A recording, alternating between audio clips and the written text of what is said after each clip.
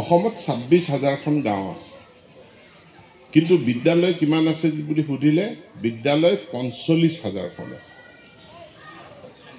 কিন্তু ক'ত আছে এই বিদ্যালয়বিলাক কোন শ্ৰেণীৰ বিদ্যালয় এই 45,000খন বিদ্যালয়ৰ ভিতৰত হায়াৰ সেকেন্ডাৰী কিমানখন মাত্ৰ 1100খন হায়াৰ সেকেন্ডাৰী বিদ্যালয়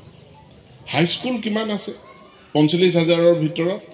4,300খন এমই স্কুল বা আপাৰ প্ৰাইমেৰী স্কুল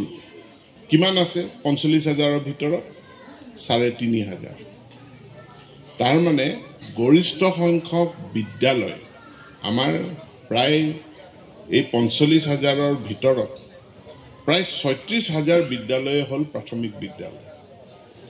আৰু প্ৰাথমিক বিদ্যালয়বিলাক খুলিলে কিন্তু প্ৰাথমিক বিদ্যালয়বিলাকৰ এতিয়া আটাইতকৈ ডাঙৰ সমস্যা যে ছাত্ৰ ছাত্ৰী নাই আমাৰ প্ৰায় 3,000ৰ ওপৰত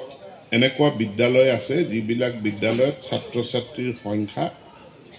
15 জনতকৈও কম এতিয়া 15 জন ছাত্ৰ ছাত্ৰীৰ কাৰণে চৰকাৰে দুজন শিক্ষক দিব নোৱাৰে কাৰণ বিত্ত বিভাগে আমাক ধৰে যে 15 জন শিক্ষকক আৰু দুজন শিক্ষকক 80,000 টকা আপোনালোকে দৰমহা দি পেলে 15 জন শিক্ষকক ছাত্ৰ ছাত্ৰীক পঢ়াবলৈ দিছে তাতকে আমি ল'ৰা ছোৱালী গিটাৰ মাক বাপেকক 1,000 দি দিও ল'ৰা ছোৱালী গিটাৰ মাক বাপেকক যদি 1,000 কে দিয়া যায় তেতিয়া হলে চৰকাৰৰ বিত্ত বিভাগৰ পইচা খৰচ হ'ব 15,000 আৰু মাক বাপেকে ল'ৰা ছোৱালীক কোনোবা প্ৰাইভেট স্কুলত পঢ়াই ল'ব কিন্তু তাৰ বিপৰীতে 80,000 টকা দৰমহা দিব লাগে বুলি ক'লে বিত্ত বিভাগে কয় যে এটো নিয়ম নহয় ছাত্ৰ ছাত্ৰী যদি আছে তেনেহলে স্কুল থাকক আমাৰ আপত্তি নাই কিন্তু যদি ছাত্ৰ ছাত্ৰী কম আছে